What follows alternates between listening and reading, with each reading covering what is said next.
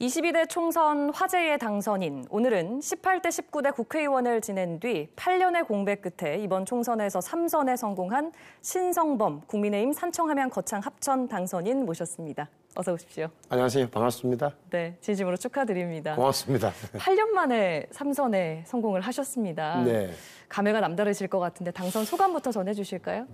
아무래도 8년 동안 하다가 8년 쉬고 다시 8년 만에 복귀니까 개인적으로 보면은 뭐 영광이고 성취감도 있고 한데 무엇보다도 이렇게 당선시켜준 지역 주민들에게 정말 감사하죠. 그런데 마음이 요즘 불편한 게 편하지 않은 게 며칠 전에 당선자 대회 갔다 왔습니다만 너무 표 차이가 어떻게 보면 의석수 차이가 너무 압도적이어서 야당이 많잖아요. 전국적인 말씀이신 그게 거죠? 범야권대 우리 당이 192대 108이니까 도대체 이런 압도적인 숫자 위에 있는 야당 틈바구니에서 힘 없는 여당 3선 의원으로 활동을 어떻게 해나갈 수 있을까 생각하니까 걱정이 많이 되는 게 요즘 제 솔직한 심정이. 네, 좀 막막하시기도 하고 막막한 책임감도 네, 많이 느끼시겠습니다. 네. 지역구가 산청, 함양, 거창, 합천 이렇게 4곳이에요. 그런데 70.99%로 경남에서 가장 높은 득표율을 얻으셨습니다.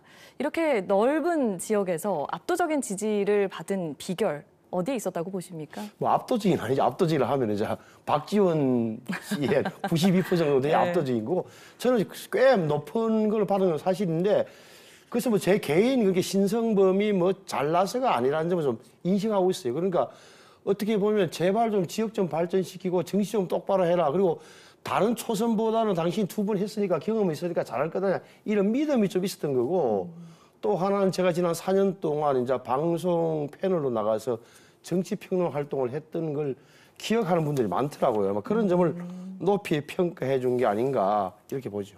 네. 앞으로 국민의힘 내부의 국정 기조 변화 또는 인적 쇄신 요구는 어떻게 될까요? 그러니까 중진 의원으로서 어떻게 생각하시는지 궁금합니다. 왜 방향은 옳았음에도 불구하고 왜 국민들의 지지를 못 받았을까? 결국은 자신의 정치적 신념이 옳다 하더라도 국민이 따라주지 않을 때, 이해하지 못할 때 내지는 동감하지 않을 때 벌어지는 현상 아니겠어요? 그래서 제가 보기에는 선거전 초반에도 그렇고 이재명 조국 대표를 공격하는 건 국민들이 다 알아요. 무슨 뜻인지 아는데 그러면 당신네들 국민의힘은 뭘 하려는 거냐. 나의 일상생활을 어떻게 바꿔줄 건데 고물가 시대에 물가라든지 고금리 시대에 카드 빚이라든지 뭐 아이들 학비라든지 이런 문제에 대한 뭐랄까 새로운 대안을 좀 제시하는 데 실패한 건 아니냐 보는 거죠. 그래서 따라서 길은 분명한 거예요. 어떻게 보면 통합 노선으로 회귀죠. 돌아가야 되는 거고 중도 실용 노선으로 가야 되는 거예요. 그러니까 뭔가 내가 옳다는 독선이 아니라 좀 싫은 소리도 들어주고 합의도 해주고 이런 것, 고쳐주는 것 이런 게 살 길이라는 것은 뭐 분명해진 거예요 지금. 그러니까 답은 정해져 있다. 답은 정해져 있어요. 예. 국회를 떠나 있는 8년 동안 밖에서 보셨던 국회는 어떤 모습이었고 또 국민의 신뢰 회복을 위해서 국회가 어떻게 달라져야 할 거라고 보십니까? 8년 동안 뭐라 그럴까? 국민의 일반적인 관심과 일상생활과는 좀 멀어진 주제를 갖고 여야가 뭔지도 모르고 싸우는 거 아니야 이런 느낌을 받았어요. 그러니까 정작 국민들이 중요하는 논지와는 다른 거예요. 예를 들어서 뭐 법 해석 문제라든지 국회법 절차라든지 이런 걸로 다투면서 한치 양보도 없이 부딪히는 이런 모습에 국민들이 많이 실망한 것 아니에요. 그러니까 내 삶을, 내 일상을 어떻게 바꿀 거냐 여기에 대한 정치권의 답이 없었다고 보는 거예요. 그래서 그들만의 좀 전쟁, 그들만의 리그 이런 느낌이 좀 8년 동안 제가 바깥에서 보니까 보였고요.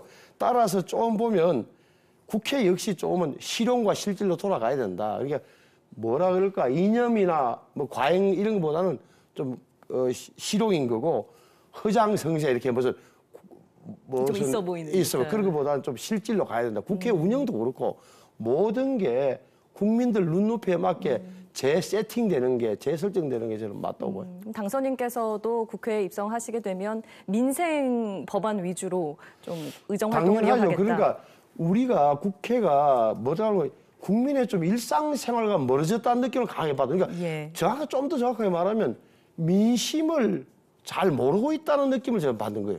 민심이 어디로 이동하고 있고 국민의 관심사가 무엇이고 뭐랄까 대화 주제는 무엇이고 이런 데서 좀 멀어진 결과가 정치가 결국은 일반 국민으로 멀어진 건 아니냐 이런 생각을 하게 되죠.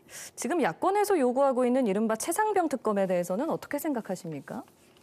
안타까운 일인데요. 이거는 좀 따져봐야 돼. 이렇게 냉정히 따져보면 최수건 상병 사건이 뭐 과연 그 사단장에게 책임이 있을까 하는 부분을 좀 차치하고 예를 들어서 그게 일선에서 뭐 구명조끼를 안 입히고 그냥 들여보내는 게 사단장이 지시는 안 했을 거라고 상식적으로 보면 군대 기능을 비춰보면 대대장급이었을 텐데 또 대통령 입장에서도 그 사건을 가지고 사단장에게 책임을 묻으면 군이 잘 돌아가긴 해를 국군 통수과정에서 발언할 수 있다고 봐요. 그런데 왜 문제가 커졌느냐?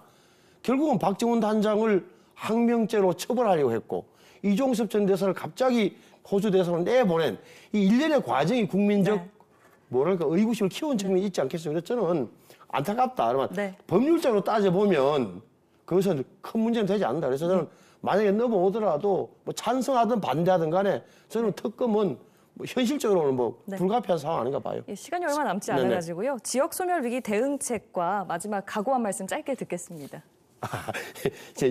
결국은 우리 지역은 살기 위해서는 기업 유치가 있어요. 기업 유치가 뭐냐? 정부의 정책으로 기회 발전 특구, 그러니까 중앙정부가 기업체에 세제 지원 주면서 어느 지역으로 내려가라고 좀 종용도 하고, 그다음 우리 지역은 또 청년 창업도 유치해야 되고, 또 어차피 초고령화 사회를 기정사실 인정하고 젊은이들에게 뭐 간호, 간병, 실버케어 이런 전문 인력으로 키우는 이런 게 필요해요, 우리 지역. 예, 마지막으로 각오한 말씀 짧게 부탁드립니다. 지금 국회가 시끄러운데요. 결국은 야당이 키를 쥐고 있어요. 192석. 지금은 이재명 국회 대통령 시대예요. 그러면 정부 여당만 공격해서는 안 되고 이제는 집권 세력일 수 있다는 점을 좀 부각시켜서 유연성을 발휘해야 되는 책임이 저는 감히 말씀드리면 야당에 있다고 봐요. 네, 지역에 희망을 심는 의정 활동 기대하겠습니다. 오늘 나와주셔서 고맙습니다. 네, 감사합니다.